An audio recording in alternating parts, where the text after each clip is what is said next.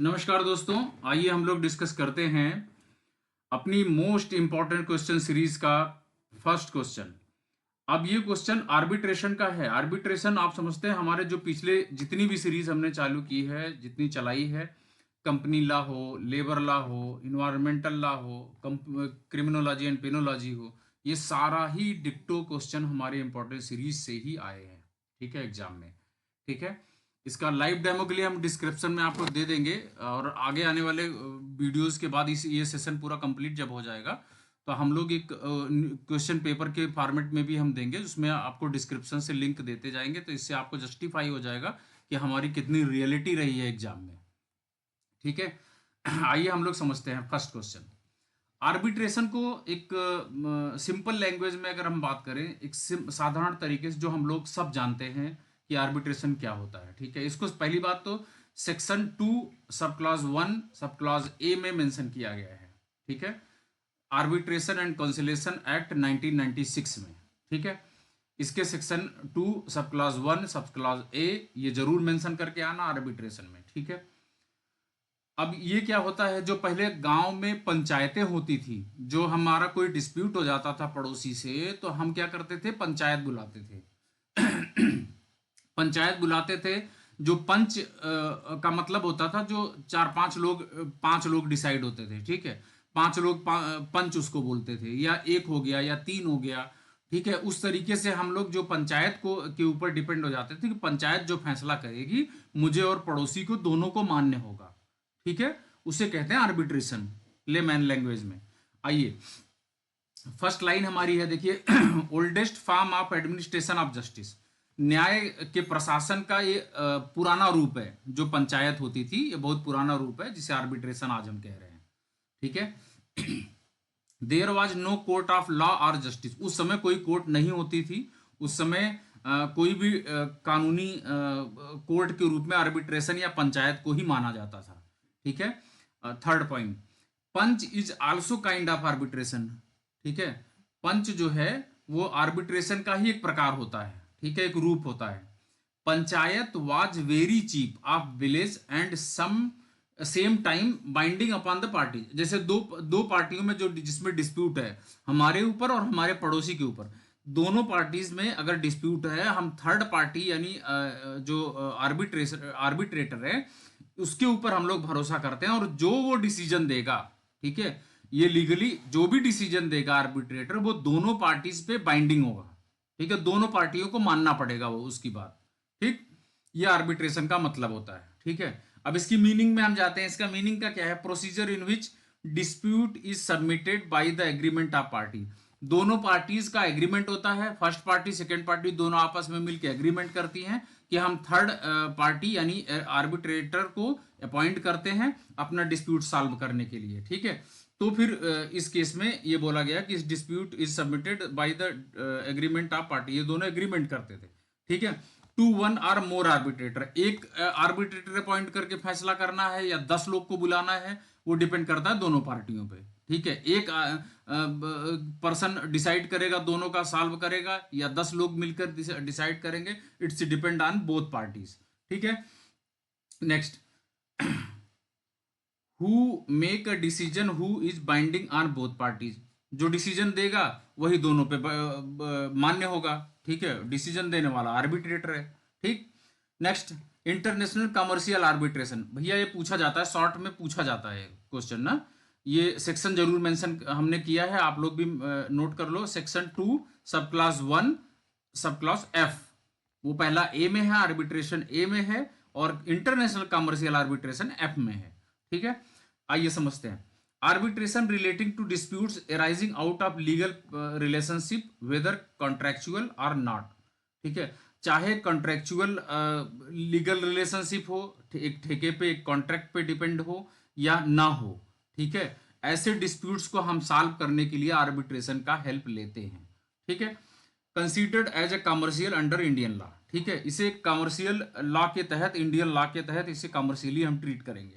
ठीक, and where at least one of the parties is national of a foreign country, मान लो अगर हम विदेशों की बात कर रहे हैं, हम इंडिया और अमेरिका में कोई डिस्प्यूट हो जाता है। ठीक है, अब इंडिया और अमेरिका में जब डिस्प्यूट होता है तो इंटरनेशनल कमर्शियल आर्बिट्रेटर जो इसको डिसाइड करेगा, जो इस डिस्प्यूट को सॉल्व करेगा, मान लो इंडिया के फेवर में डिसीजन दे दिया, ठीक है।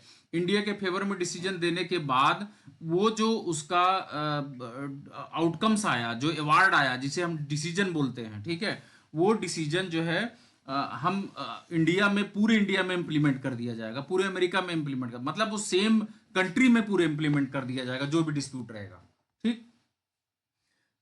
Body incorporated in a foreign country, ठीक, जो हमने अभी बताया। Association of body of individuals whose control are is in foreign country, government of a foreign country, ठीक है। जिसे एक आर्बिट्रेटर, जो फॉरेन कंट्री का जो आर्बिट्रेशन अपॉइंट करेगा, जो मतलब आर्बिट्रेशन को अपॉइंट करेगा, ठीक है, उसकी सरकार, ठीक। मान लो कि यूनाइटेड नेशन में हमने कुछ 177 कंट्रीज मिलकर के या 170 कंट्रीज मिलकर के हमने एक बॉडी तैयार की, जिसे हम आर्बिट्रेशन का नाम देते हैं, आर्बिट्रेटर का, इंटरनेशनल डिस्प्यूट सॉल्व करने के लिए, ठीक है। उसका जो, उसकी गवर्नमेंट जो चलेगी, यूनाइटेड नेशन की जो गवर्नमेंट चलेगी, ठीक है, उसको, उसकी बात हो रही है। अब next, arbitral tribunal. Arbitral tribunal क्या होता है? जैसे आर्बिट्रेटर होता है जो मध्यस्थ करने वाला पर्सन होता है, जो हम दोनों पार्टीज का डिस्प्यूट सॉल्व करने वाला पर्सन होता है, वो जिसके थ्रू आता है, यानी जिसके थ्रू अपॉइंट होता है, जिस ट्रिब्यूनल में वो बैठता है, जिस ट्रिब्यूनल के थ्रू वो डिसीजन देता है, ठीक है, वो सेक्शन 10 में मेंशन किया गया है। इसे सोल आर्बिट्रेटर भी कहते हैं या पैनल ऑफ आर्बिट्रेटर कहते हैं, ठीक। अभी सोल आर्बिट्रेटर क्या होता है? सोल आर्बिट्रेटर, मान लो केवल एक आर्बिट्रेटर है, केवल एक ही सिंगल आर्बिट्रेटर है, जिसे सोल आर्बिट्रेटर के नाम से जानते हैं। पैनल ऑफ आर्बिट्रेटर है, एक से अधिक आर्बिट्रेटर है, उन्हें पैनल ऑफ आर्बिट्रेटर के नाम से जानते हैं। Next, arbitral award. Arbitral award को सेक्शन 31 में मेंशन किया गया, भैया नोट कर लीजिएगा। आर्बिट्रल अवार्ड बहुत ही इंपॉर्टेंट शॉर्ट नोट्स का क्वेश्चन है, ठीक है।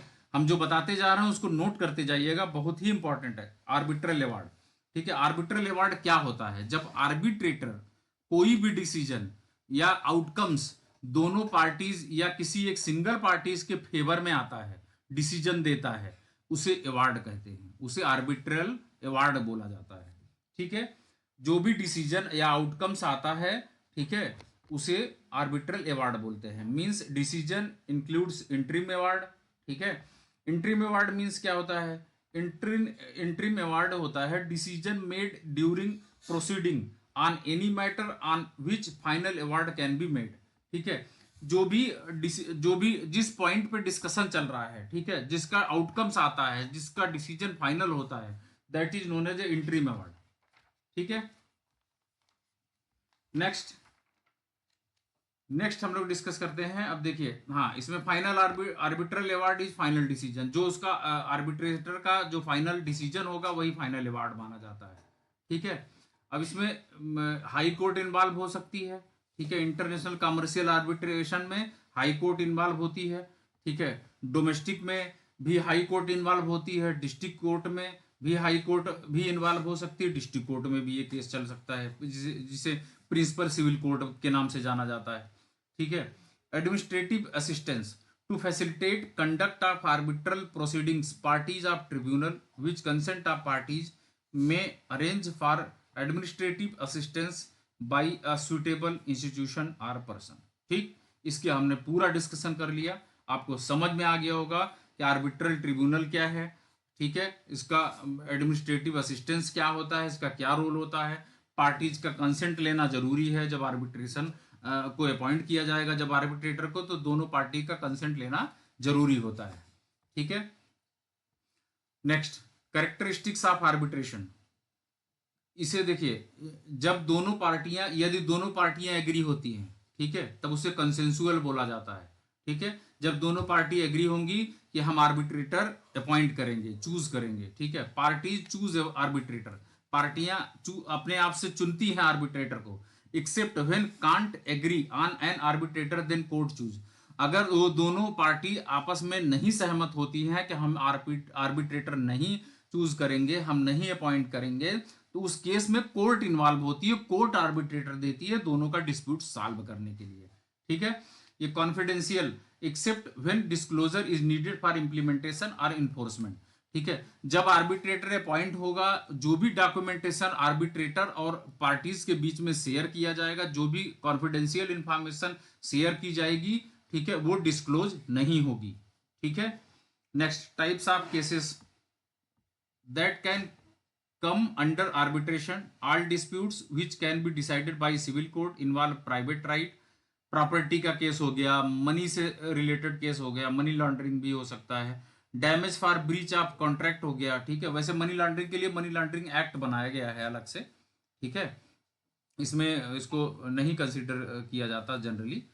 और in general practice cases like following are not referred for arbitration. ठीक है, कुछ केसेस में आर्बिट्रेशन को नहीं रिफर किया जाता है, लाइक अ क्रिमिनल प्रोसीडिंग्स। ठीक है, इंसॉल्वेंसी मैटर। ठीक है, मैट्रिमोनियल शादी विवाह का मैटर, गार्जियनशिप हो गया, टेस्टामेंट्री हो गया। ठीक है, वसीयतनामा, टेस्टामेंट्री मतलब वसीयतनामा।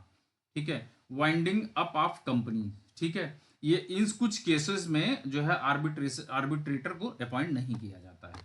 ठीक, और उसके बाद these cases are not referred because they involve morality, public policy, status etcetera. उसमें देखो मोरालिटी आती है, नैतिकता आती है, पब्लिक पॉलिसी, स्टेटस आता है। ठीक है, ये सारी चीजों की वजह से वो इंक्लूड नहीं किया जाता है। ठीक है, ये हमारा पहला क्वेश्चन कंप्लीट होता है। ठीक, अब इसमें शॉर्ट नोट्स अगर कैटेगराइज करते हैं अलग अलग, तो 2-3 शॉर्ट नोट्स आराम से निकल जाएंगे। ठीक है, एक एक पॉइंट्स को ध्यान से पढ़िएगा, नहीं समझ में आता दोबारा एक बार ध्यान से स्लो स्पीड में सुनिएगा, आपको सब समझ में आएगा। एग्जाम के टाइम पे स्पीड फास्ट कर दीजिएगा, रिजोल्यूशन हाई कर लीजिएगा, आपका क्वेश्चन ये कंप्लीट हो जाएगा और बहुत अच्छे तरीके से एग्जाम में आप छाप के आएंगे। 100% आपको एग्जाम में देखने वाला क्वेश्चन है भैया। ठीक है, और बने रहिए हमारे साथ। जिन्होंने चैनल को सब्सक्राइब नहीं किया है, प्लीज उनसे रिक्वेस्ट है उस चैनल को सब्सक्राइब जरूर कर लें। आपको पसंद आता है ये क्वेश्चन का आंसर, एक अच्छे इजी वे में हमने इसको सॉल्व किया है, इसको डिस्क्राइब किया है, प्लीज लाइक जरूर करके जाइए। ठीक है, मिलते हैं नेक्स्ट क्वेश्चन में। Thank you so much.